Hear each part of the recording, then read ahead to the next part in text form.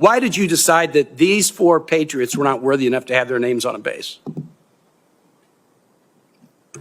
Well, Senator, as you know, this was never about the names of the bases they were renamed to. So you don't challenge the worthiness? Restoring all bases to their original name, because we're not about erasing history. Okay, you don't care about their military record. You wanted to restore the Confederate names. When you called the Gregg family to tell them that their dad's name was no longer going to be on the base, what was their reaction?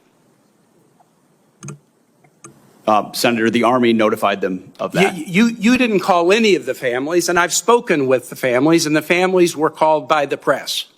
That's how they learned about this. They learned about it from the press. You didn't call the Barfoot family, the Gregg family, and you didn't call the Adams family.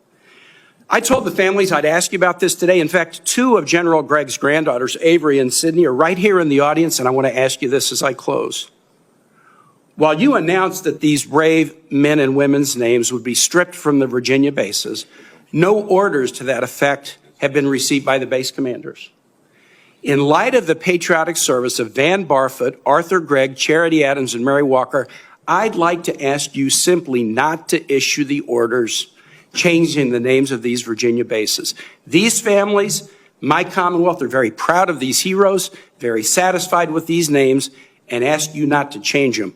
Will you honor these exemplary patriots and keep their worthy names in places on the bases they loved and where they served? Well, Senator, we very much thank and appreciate them for their service, and we'll find ways to recognize them, but the orders will soon be going to those bases to change the names back to the original name that never should have been changed. But you have the power to not send those orders. They haven't gone out yet, correct? Thank you. Senator, your time has expired.